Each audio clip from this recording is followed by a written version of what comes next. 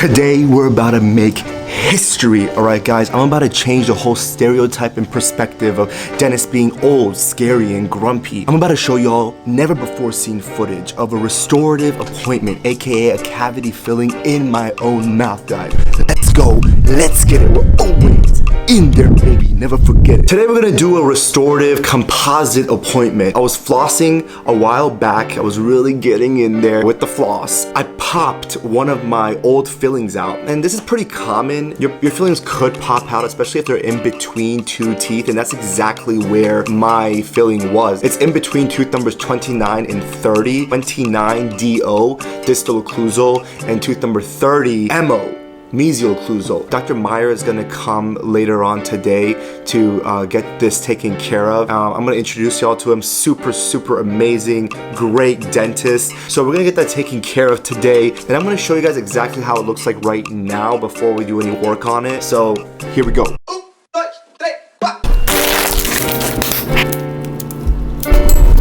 As you can see, there's a hole right here in between tooth 29 and 30, so that's what we're gonna be taking care of.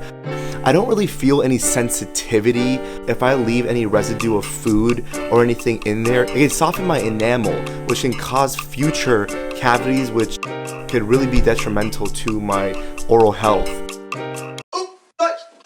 So now that you guys know what we're doing today, let's go meet Dr. Meyer. Issa Torres on the beat, boys.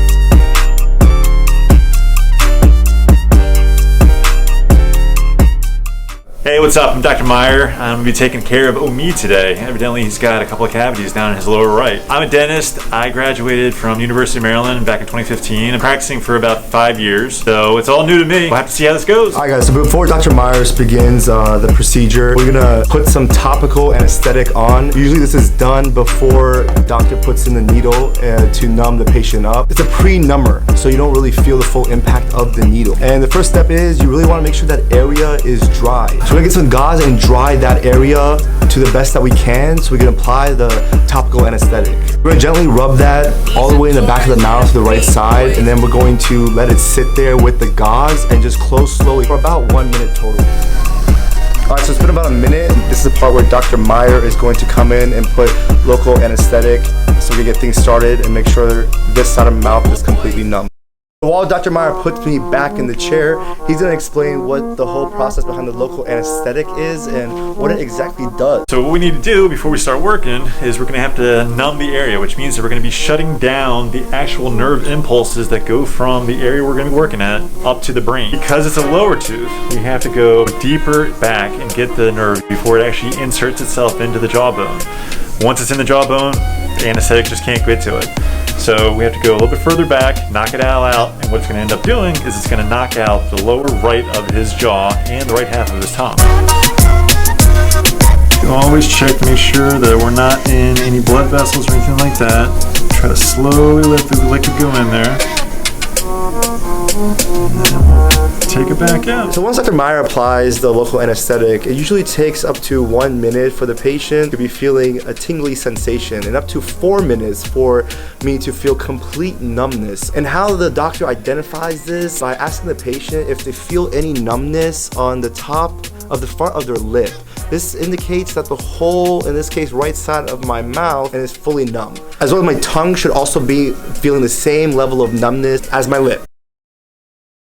I can tell you that my whole lip area is numb as well as my tongue. So I think we're good to go. And here in the office, we use something called an isolite. But before I show you guys what that is, I'm gonna put some Vaseline on my lips because when I stay open for the isolite, it tends to get a little bit crusty.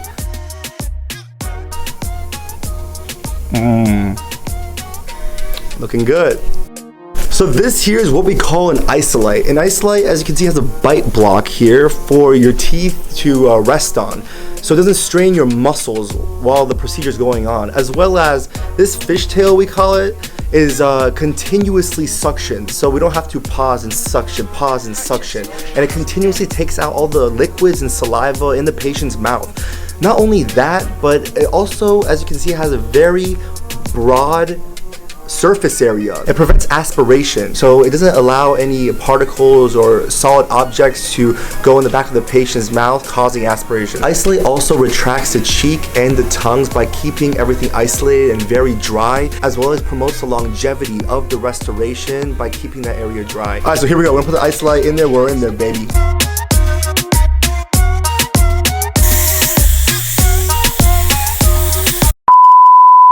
Wondering why Dr. Meyer is wearing a full blue body gown as well as a face shield, because of coronavirus we have certain personal protective equipment, as well as it's part of protocol here. This is what we're wearing. Got to be protected head to toe. So there you go. Usually that's not what he wears, but for today and because of COVID-19, you can thank COVID-19 for that. Alright guys, let's get it. Gotta protect the eyes. Looking pretty good, man.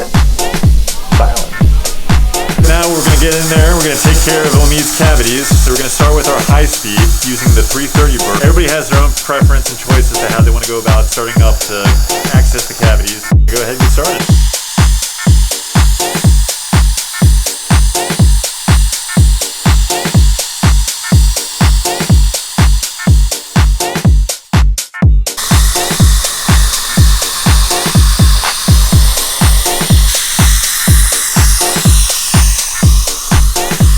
Changing the verbs because we want to change the way that we're actually going to be preparing in the cavity prep. So this gives me a little bit more control over our finish line.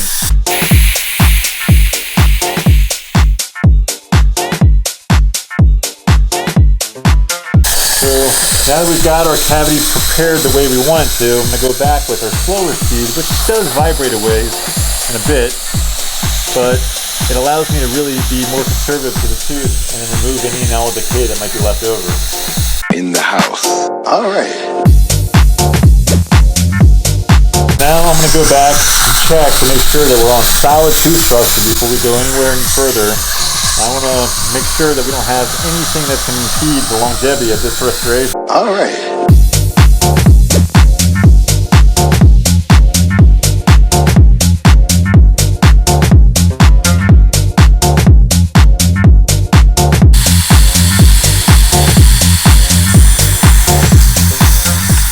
So now we've gotten everything cleaned up. We want to make sure that we have solid, sealed margins on everything. Margin meaning the edges of the tooth and the filling.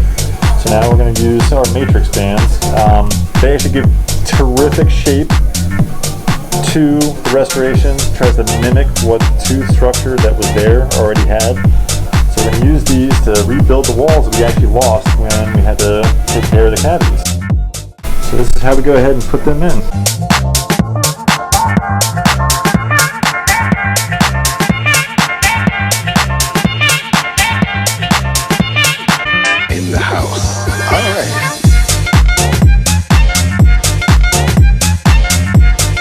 Piece that we place on there is our clamp, which is going to squeeze the sides of the band and adapt them to the teeth. In the house. Then we have to go back and try to make sure we're giving proper contour to both teeth to have a nice broad contact with each other. That helps to prevent food from getting stuck from in between these two. So we're now going to use something called an etchant.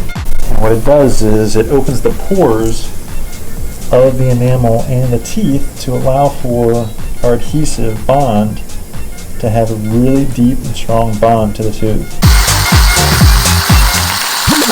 So now we're at the bonding phase, which means that we've really prepared the tooth, cleaned it, and we're going to be applying a primer, which is going to get everything absolutely ready for the adhesive, and then we're going to apply the adhesive, and we're going to cure it, because that's going to make it a part of that tooth. An intense blue light to cure these. Everything in dentistry is pretty much geared toward the blue light.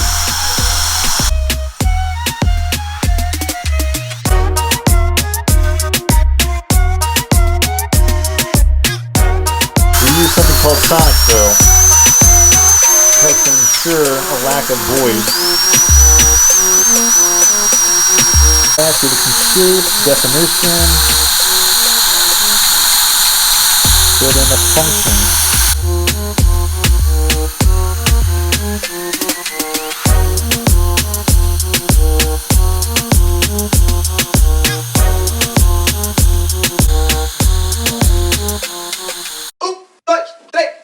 Go through and remove everything that we left in there that aided us in giving us the shape.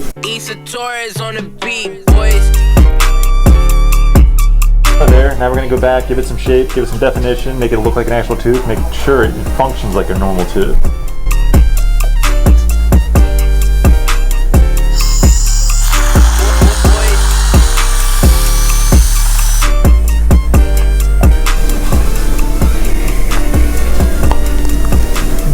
Nice and tight. Now we're going to be using something called articulating paper. It's going to tell us where we have the high spots. As great as our eyes are, and as much as we've been doing this, there are always going to be high spots. Well, we lucked out. Not too many high spots. Everything seems to be pretty much on the outside of the tooth, which is the natural tooth structure at the phase of polishing. On the beat, boys. Final thing that we're going to do is we're going to take an x-ray because we're going to make sure that everything is sealed in the areas that we can't see. So a lot of offices do things differently. That's just how we do things here.